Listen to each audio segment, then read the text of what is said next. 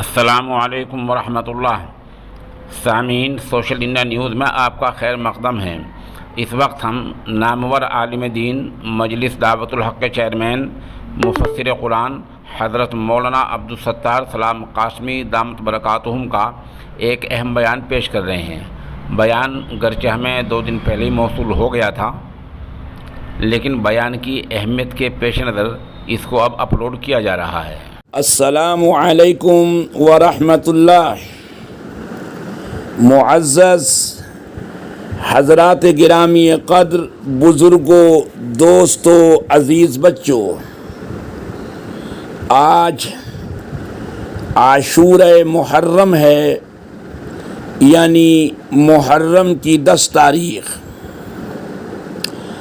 عربی لٹریچر، عربی لغت میں یہ 2 لفظ اس وزن پر آتے ہیں، تیسرا کوئی وزن نہیں ہے۔ ایک عاشورہ کا یعنی 10ویں تاریخ، اور ایک تاسوعہ یعنی 9ویں تاریخ۔ بہرحال آج عاشورہ محرم ہے، محرم کی 10 تاریخ ہے، اور کیا شہر اور کیا دیہات، ہر طرف سیدنا حسین رضی اللہ تعالی عنہ کی المناک شہادت کا تذکرہ ہے۔ بلا شبہ سیدنا حسین رضی اللہ تعالی عنہ کی شہادت وہ انتہائی المناک ہے، کربناک ہے، تکلیف دہ ہے، حادثہ فاجعہ ہے، جو محرم کی 10 تاریخ سن 61 ہجری جمعے کے دن پیش آیا۔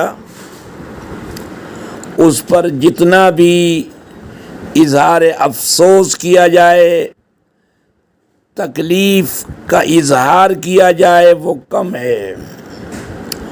حضرت سیدنا حسین رضی اللہ تعالی عنہ نبی کریم صلی اللہ علیہ وسلم کے نواسے ہیں، جن کو آپ نے جنت کے پھول قرار دیا، حسن اور حسین کو۔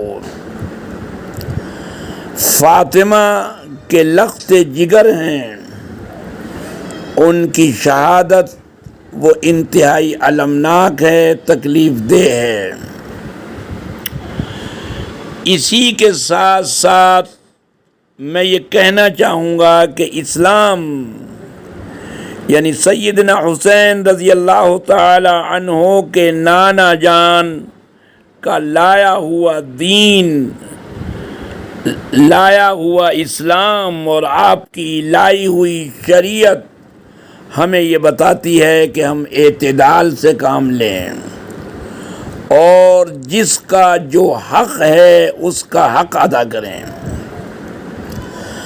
اگر ہم پورے سال صرف حضرت حسین کی شہادت کو یاد کریں اور باقی شہدائے اسلام کو بھول جائیں، تو یقیناً یہ سراسر زیادتی ہوگی، نا انصافی ہوگی۔ ہمیں اسلام کی خاطر، رسول اللہ کے دین کی خاطر سب سے پہلے شہید ہونے والی وہ خاتون، مرد نہیں، سب سے پہلے جو خاتون شہید ہوئی ہے، حسین کے نانا جان کی لائی ہوئی شریعت، لائے ہوئے دین کی خاطر ہم اس خاتون کی عظمت کو بھی سلام کریں اور یاد کریں، جن کا نام حضرت سمیہ ہے، جو عمار کی والدہ ہیں، یاسر کی بیوی ہیں، اور ان کے باپ کا نام بعض روایتوں میں وہ خبات بتایا جاتا ہے اور بعض میں خیاط۔ بہرحال یہ سب سے پہلی شہید ہیں جن کو ابو جہل نے تیر مار کر ان کی شرمگاہ پر تیر مار کر ان کو شہید کیا، وہ بھی ہمدردی کی مستحق ہیں۔ جس طرح سیدنا حسین ہماری ہمدردی کے مستحق ہیں اور یاد کے مستحق ہیں کہ ہم ان کی شہادت کو یاد کریں، اس خاتون اول، اس شہید اول کو بھی ہم یاد کریں۔ یہ بھی گویا اسلام کا تقاضا ہے، شریعت کا تقاضا ہے، اس لیے کہ اسلام وہ افراط و تفریط کی اجازت نہیں دیتا، وہ اعتدال کی تعلیم دیتا ہے۔ اسی کے ساتھ ساتھ جو شہدائے اسلام جنگ بدر میں شہید ہوئے تقریباً 12 حضرات، وہ بھی ہماری ہمدردی کے مستحق ہیں، ان کو بھی ہمیں یاد کرنا چاہیے۔ جنگ بدر تو وہ جنگ ہے جس نے اسلام کی تاریخ کی دھارا پلٹ دی ہے، کایا موڑ کر رکھ دی ہے۔ وہ جنگ جس میں 313 نفوس نہت تھے، جن کے بارے میں رسول اللہ رات بھر یہ رو رو کر دعائیں مانگتے رہے کہ اللہم ان تہلک ہذہ العصابہ لن تعبد ابدا، بار الہا یہ چند نفوس اگر کل شہید ہو گئے تیرا نام ابد تک لینے والا نہیں ہوگا۔ جس جنگ نے اسلام کے مستقبل کو ہمیشہ ہمیش کے لیے مضبوط کر دیا، مستحکم کر دیا، اس میں شہید ہونے والے شہداء وہ بھی بجا طور پر یاد کیے جانے کے مستحق ہیں، ہماری ہمدردی کے مستحق ہیں۔ جنگ احد جو 1 سال کے بعد پیش آئی اور اس میں دفعتاً یکایک ایک ناسمجھی کی وجہ سے، ایک بھول ہو جانے کی وجہ سے، اجتہادی غلطی ہو جانے کی وجہ سے 70 صحابہ شہید ہو گئے۔ وہ 70 صحابہ جن میں سید الشہداء حضرت حمزہ ہیں۔ اور میں یہ بتاتا چلوں کہ جنگ احد سے 1 سال پہلے جنگ بدر میں سب سے پہلا خطاب اگر سید الشہداء کا کسی کو ملا ہے تو وہ حضرت مہجہ ہیں، حضرت عمر فاروق کے آزاد کردہ غلام مہجہ مولا عمر۔ تو یہ بھی ہماری یاد کے مستحق ہیں کہ ہم ان کو یاد کریں۔ پھر جس طرح حضرت حمزہ کا سینہ چاک کیا گیا، ناک کان کاٹے گئے، بالکل ٹھیک اسی طرح ایک انصاری صحابی کے ساتھ بھی ایسا ہی ہوا ہے، مگر ہم صرف یاد رکھتے ہیں تو ایک شخصیت کو، صرف ایک شخصیت کے گرد سارا اسلام ہم گویا گھمانے کی کوشش کرتے ہیں، یا ایک خاص طبقے کی سنی سنائی باتوں کو لے کر ہم سمجھتے ہیں کہ سارا اسلام صرف ایک خانوادے کے گرد گھوم رہا ہے۔ ایک انصاری صحابی بھی ہیں، بالکل ٹھیک اسی طرح جس طرح حضرت حمزہ کے ساتھ ہوا ہے۔ بہرحال وہ 70 صحابہ جو شہید ہوئے جنگ احد میں، وہ بھی ہماری یاد کے مستحق ہیں۔ پھر جنگ احد کے بعد وہ 70 جلیل القدر اہل علم و فضل قرہ جن کو کہا جاتا ہے، یعنی عالم اور عالم ہونے کے ساتھ ساتھ قرآن پاک کے علم کے ماہرین قرآن، اہل علم و فضل، وہ 70 صحابہ جن کو نجد کے لوگ ایک خاص منصوبے کے تحت، سازش کے تحت لے کر گئے اور بئر معونہ کے پاس لے جا کر شہید کر دیا۔ جنگ احد کا تو صدمہ تھا ہی تھا 70 صحابہ کے شہید ہونے کا، کہ اس پر یہ صدمہ اور زیادہ تکلیف دے گیا۔ نبی کریم صلی اللہ علیہ وسلم نے 1 مہینے تک برابر ان بدبختوں کے لیے بد دعا کی جو اس سازش میں شریک تھے، جنہوں نے یہ مہم انجام دی، جنہوں نے یہ واقعہ، جو اس واقعے کے مجرم تھے۔ ہمیں تو یاد ہی نہیں، ہمیں تو پتہ ہی نہیں، صرف لے دے کر اگر یاد ہے تو سیدنا حسین کی شہادت، بے شک سیدنا حسین کی شہادت وہ انتہائی تکلیف دہ ہے، لیکن اسی طرح کی، بلکہ میں اگر سچ کہوں تو اس سے 1000 درجے کی بڑی شہادتیں جو اسلام کی خاطر ہوئیں، جو دین کی خاطر ہوئیں، ہم ان شہادتوں کو بھولے ہوئے ہیں۔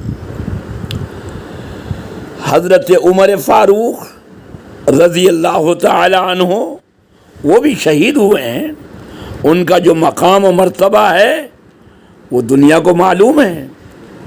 کتنے لوگوں کو یاد ہے، کتنے لوگ غم مناتے ہیں، اگرچہ اتنے عرصے کے بعد غم منانے کی انہی حضرت حسین کے نانا جان کی شریعت نے منع کیا ہے، لیکن اگر غم آپ مناتے ہی ہیں تو حضرت عمر فاروق کی شہادت بھی اس درجے کی ہے اور اس سے بڑھ کر ہے کہ ہم یاد کریں۔ حضرت عثمان غنی جن پر پانی کی بندش لگا دی گئی، اس کنویں کے پانی کی، اس میٹھے گویا پانی کی، اس کنویں کے جس کو حضرت عثمان نے اپنے پیسوں سے خرید کر یہودیوں سے اور وقف کیا تھا، اس حضرت عثمان کی کس درجے دردناک شہادت ہوئی ہے۔ بلوائیوں کا کیسا سیلاب تھا کہ 3 دن تک حضرت عثمان کا لاشا بے گور و کفن رہا، اور رات کے اندھیرے میں 3 مرد ہیں اور چوتھی ان کی بیوی نائلہ ہے، ان کے جنازے کو رات کے اندھیرے میں لے جا کر دفن کر کے آئے ہیں، خاموشی کے ساتھ، کہیں بلوائیوں کی نظر نہ پڑ جائے ورنہ قبر کے ساتھ بھی بے حرمتی ہوگی۔ کیا وہ عثمان ہماری ہمدردی کا مستحق نہیں ہے؟ اگر علی داماد رسول ہیں تو عثمان بھی داماد رسول ہے۔ اگر علی کے گھر میں رسول اللہ کی بیٹی فاطمہ ہے تو عثمان غنی کے گھر میں رسول اللہ کی 2 بیٹیاں ہیں، ام کلثوم ہیں، رقیہ ہیں، اور جب ان دونوں کا ایک کے بعد ایک، یک کے بعد دیگرے، رقیہ کو بھی آیا، رقیہ کے ساتھ آپ کو نکاح میں دیا گیا، عثمان غنی کے، ان کا انتقال ہوا، ام کلثوم کے ساتھ آپ کو گویا آپ کا رشتہ ازدواج منسلک کرا دیا گیا، ان کا بھی انتقال ہو گیا۔ تو رسول اللہ صلی اللہ علیہ وسلم نے جو چوتھی بیٹی تھی اس وقت نکاح حضرت علی کے ساتھ کر دیا تھا۔ آپ نے فرمایا کہ عثمان، اگر میری 100 بیٹیاں ہوتی اور ایک کے بعد ایک، ایک کے بعد ایک انتقال ہوتا رہتا، میں 100 کی 100 تیرے نکاح میں دے دیتا۔ وہ عثمان اس طرح مظلومی کی حالت میں، اس طرح بھوکا پیاسا، اس طرح شہید ہو رہا ہے کہ نماز جنازہ پڑھائے جانے کی بھی گویا سہولت کے ساتھ اجازت نہیں ہے۔ 3 دن تک بے گور و کفن، جس کے جنازے میں 10-20 تو کیا 4 آدمی بھی نہیں، خاموشی سے رات کے اندھیرے میں ایک گمنام جگہ جا کر دفن کیا جاتا ہے۔ کیا وہ عثمان ہماری ہمدردی کا مستحق نہیں کہ ہم ان کو یاد کریں؟ بہرحال آج عاشورہ محرم ہے، حضرت علی شہید ہوئے، ان کو یاد کرنے میں کتنے لوگ شریک ہوتے ہیں سال میں؟ حضرت حسن بھی شہید ہوئے زہر سے، اور یہ الزام ہے کہ ان کی بیوی نے زہر دیا یا حضرت معاویہ نے زہر دلوایا۔ یہ سب الزام و تہمت اور ایک منصوبے کا حصہ ہے، پروپیگنڈے کا حصہ ہے، فیک پروپیگنڈا، جھوٹا، دھوکے کا۔ بہرحال ہم ان کو کتنا یاد کرتے ہیں، آخر وہ حضرت حسین کے بڑے بھائی ہیں، لیکن اس لیے یاد نہیں کرتے کہ انہوں نے سرنڈر کر دیا تھا حضرت معاویہ کے سامنے۔ حضرت حسن کے تو خنجر ایک شیعہ نے مارا تھا، مگر وہ اچٹتا ہوا لگا، اور جب آپ صلح کر کے حضرت معاویہ سے مدینے آئے ہیں تو ایک ان کے شیعہ نے، ایک فالوور نے یہ کہا، یا مذل المؤمنین، مسلمانوں کو ذلیل کرانے والے، یہ لوگ تو صرف فتنہ اور فساد چاہتے تھے۔ حضرت حسن نے مصالحت کی، اور پورے دنیا اسلام میں جو انتہائی جنگ و جدل کا ایک میدان بن چکا تھا، فتنہ فساد، ہر طرف خونریزی، ایک امن کا ماحول پیدا ہوا۔ اس کو گویا امن کا سال کہا گیا، عام الامن۔ اور پھر وہ تمام فتوحات کا سلسلہ شروع ہوا جو خانہ جنگی کی وجہ سے، آپسی خلفشار کی وجہ سے پورے حضرت علی کے دور میں رک گیا تھا جہاں کا تہاں۔ تو حضرت حسن کو اس لیے لوگ یاد نہیں کرتے کہ انہوں نے تو حضرت معاویہ کے سامنے سرنڈر کر دیا تھا۔ بہرحال حضرت حسین رضی اللہ تعالی عنہ نے یہ مناسب سمجھا، کوفے والوں کے ہزاروں خطوط آنے کے بعد، کہ شاید اب اصلاح کا وقت آ گیا، صلاح کا وقت آ گیا، اب میری وجہ سے گویا صلاح و تقوی کا وہ معیار کسی درجے میں قائم ہوگا جو ان کے نانا جان نے قائم کیا تھا یا بعد کے خلفائے راشدین کے دور میں رہا۔ لیکن جو جہاندیدہ لوگ تھے، ان کے خاندان کے بڑے لوگ، جہاندیدہ جو لوگوں اور حالات اور زمانے کی نبض سے واقف تھے، اور خود ان کے خاندان کے تھے، خاندان کے بڑے تھے، ان سب نے ان کو بہت سمجھایا۔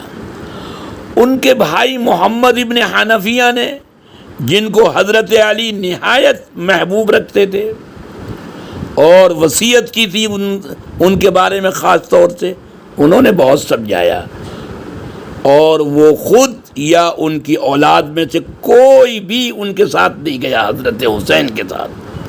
حضرت عبداللہ ابن عباس جو خاندان کے بڑے تھے، انہوں نے بہت سمجھایا کہ آپ کوفے کا رخ نہ کریں۔ آپ کے بڑے بھائی کے ساتھ کیا کیا ان لوگوں نے، آپ کے ابا کے ساتھ کیا کیا، وہ لوگ اس قابل نہیں ہیں کہ ان کی باتوں میں آیا جائے۔ حضرت عبداللہ ابن عمر نے بہت سمجھایا، ابو بکر ابن عبد الرحمن نے بہت سمجھایا، جو ان کے خاندان کے نہایت ہی یا ان کے فالوور تھے۔ عبداللہ ابن مطیع جو ان کے بڑے فالوورز میں تھے، انہوں نے بہت سمجھایا کہ آپ سفر نہ کریں، اور کرنا ہی ہے تو بچوں کو لے کر، عورتوں کو لے کر نہ جائیں۔ حضرت ابو سعید خدری جیسی بزرگ شخصیت نے بہت سمجھایا، جابر ابن عبداللہ نے سمجھایا، واصلہ ابن واقد لیثی نے سمجھایا، مسور ابن مخرمہ نے سمجھایا، عبداللہ ابن جعفر جو ان کے خاندان کے ہیں، ان تمام حضرات نے بہت سمجھایا کہ آپ کوفے کا رخ نہ کریں، ان لوگوں کی باتوں میں نہ آئیں۔ وہ لوگ ابن الوقت ہیں، وہ لوگ گویا ان کو پلٹتے ہوئے لمحہ نہیں لگے گا، آپ ان کی باتوں میں نہ آئیں۔ لیکن قضاء و قدر کے فیصلے انہوں نے کسی کے مشورے کو درخور اعتنا نہیں سمجھا، سفر اپنا جاری رکھا۔ لوگ حج کو جا رہے ہیں، ذی الحجہ کی 8 تاریخ ہے، یوم ترویہ ہے، اور حضرت حسین کوفے کی طرف جا رہے ہیں۔ لوگوں نے یہاں تک کہا کہ آپ کو جانا ہی ہے تو حج کر کے جائیں، حج میں بہت سے لوگ ملیں گے، وہاں کے حالات کا علم ہوگا کہ وہاں کوفے میں کیا حالات چل رہے ہیں، وہاں کے لوگوں کے کیا ارادے ہیں۔ تو لیکن وہی بات، قضاء و قدر کا فیصلہ، لوگ حج کو جا رہے ہیں، حضرت حسین کوفے کی طرف جا رہے ہیں۔ راستے میں مسلم ابن عقیل کے قتل کی خبر ملی کہ ان کو قتل کر دیا گیا۔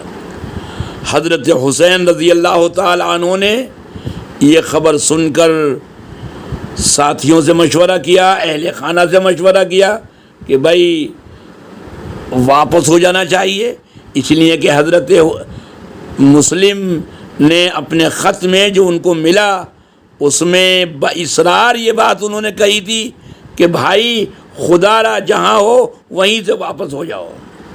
لیکن عقیل کی اولاد نے نہیں مانا کہ نہیں، ہم اپنے بھائی کا بدلہ لیے بغیر نہیں جائیں گے۔ بہرحال حالات اس مقام اور اس ڈگر پر پہنچ گئے جہاں یہ صاف 2 اور 2 4 کی طرح یہ نظر آیا کہ اب سوائے اپنی جان کو جوخم میں ڈالنے کے اور کوئی دوسری راہ نہیں ہے۔ بالکل اس موڑ پر جو لاسٹ مومنٹ ہے، شیعوں کی جو مستند ترین کتابیں ہیں اور ان کا جو انتہائی مستند راوی ہے ابو مخنف طبری کے حوالے سے، اس کا کہنا ہے کہ سیدنا حسین رضی اللہ تعالی عنہ نے بالکل لاسٹ مومنٹ میں یہ کہا کہ اختاروا منی خصالا ثلاثا۔ دیکھو 3 باتیں ہیں، ان 3 باتوں میں سے کسی ایک بات کو مان لو، اما ان ارجع الى المکان الذي اقبلت منه، یا تو مجھے واپس مدینے جانے دو جہاں سے میں آیا ہوں، اما ان اضع یدی فی ید یزید، اور یا مجھے دمشق یزید کے پاس لے چلو، میں اپنا ہاتھ یزید کے ہاتھ میں دینے کے لیے تیار ہوں۔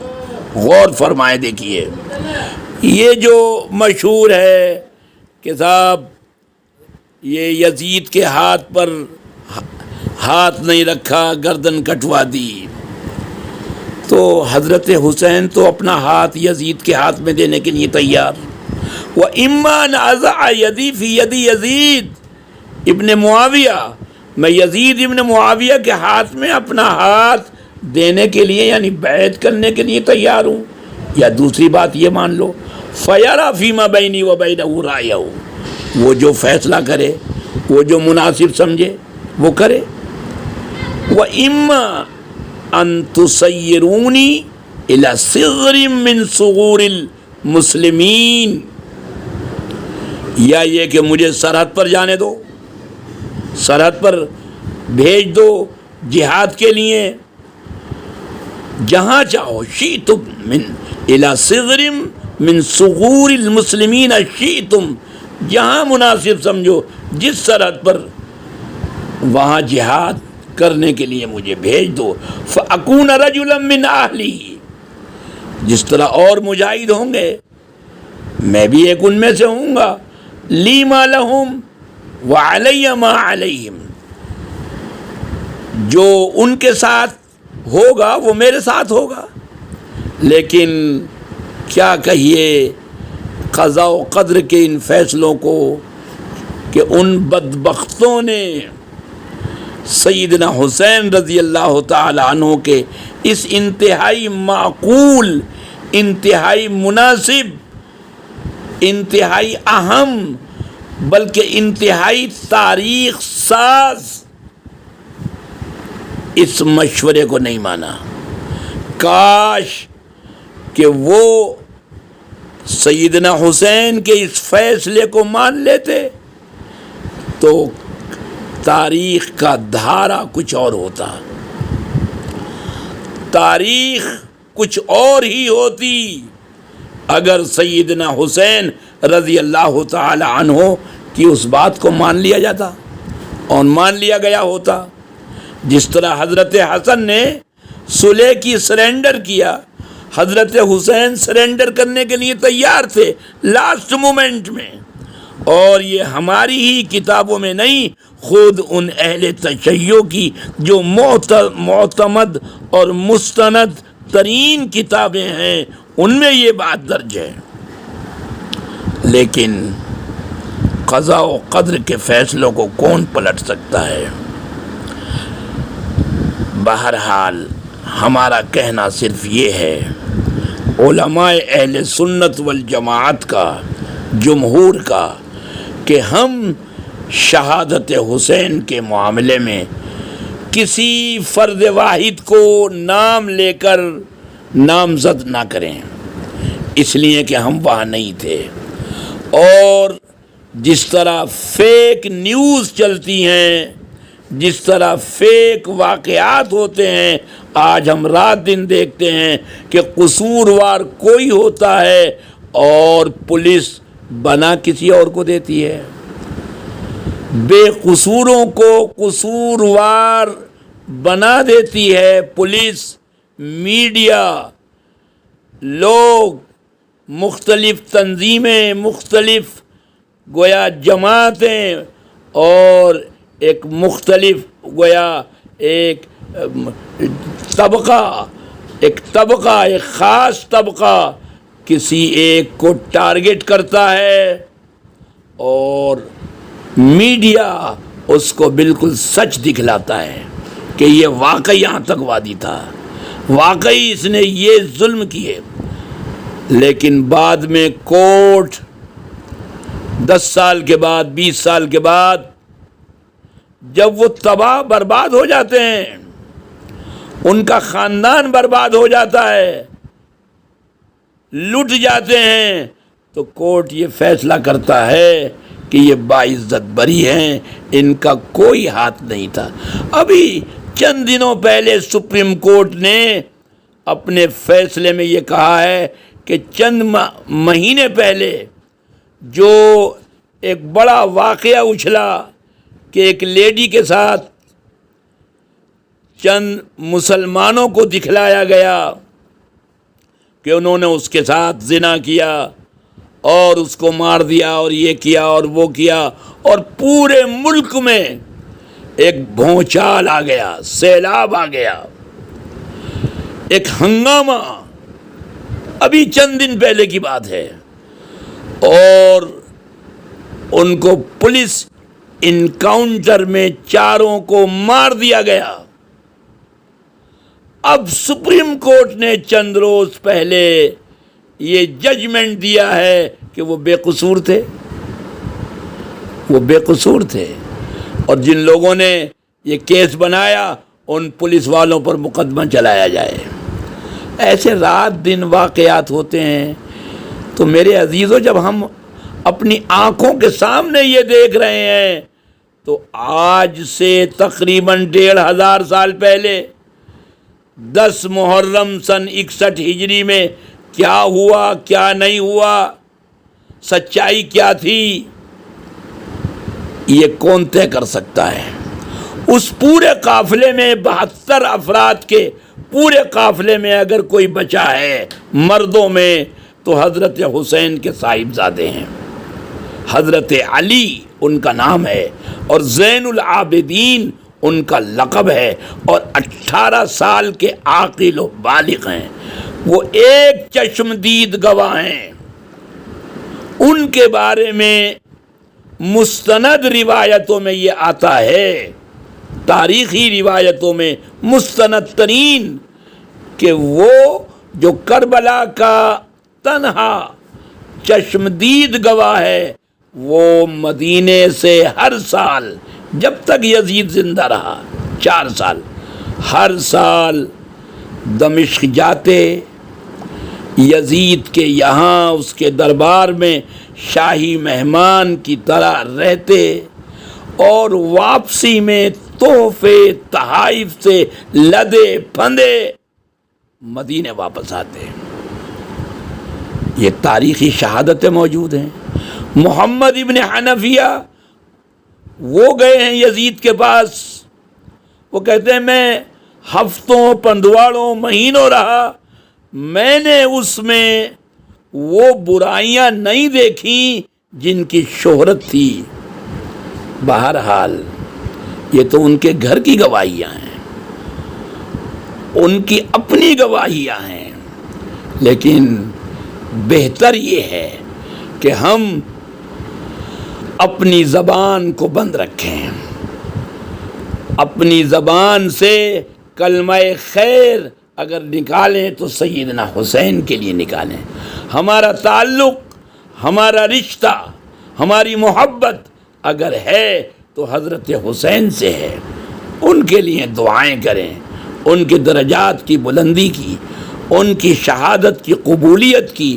اللہ تعالی ہمیں اس کی توفیق ارزانی فرمائے۔ وآخر دعوانا ان الحمد للہ رب العالمین۔